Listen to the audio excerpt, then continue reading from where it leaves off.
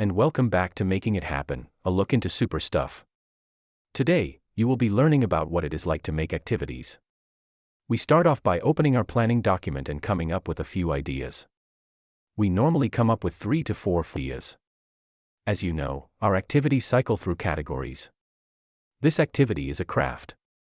It is also the first activity of the year, so we want to make it New Year's themed. As you learned in the last episode, we ask questions for all of the product ideas. We also ask questions for the activity ideas. We ask, is it reasonable? Can it be done with things in the average household? Does it make sense for the category? Does it fit any appropriate holidays for this season?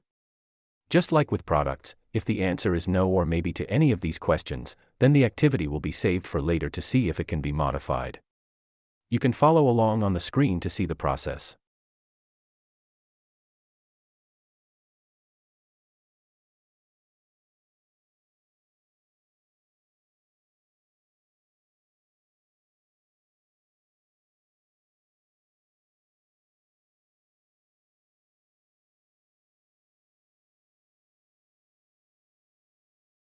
All saved for later activities go onto a separate page.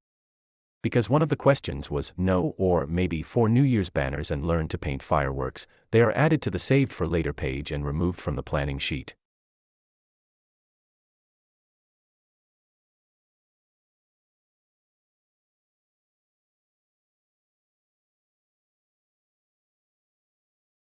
The remaining activities then get 2 more questions.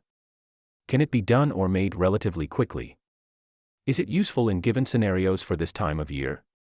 Again, if the answer is no or maybe to any of the questions, the activity is saved for later and removed from the planning sheet.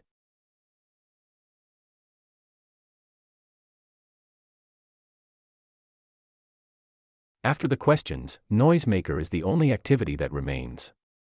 So, that will be the activity for this week.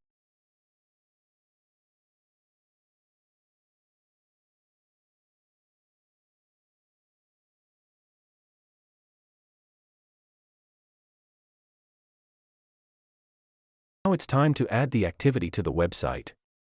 We start by duplicating our last activity and changing the title. Sometimes, we forget what the activity name or description is, so we look on Super Stuff Plus. The title is very basic to make. It is just a few words that say what the activity is.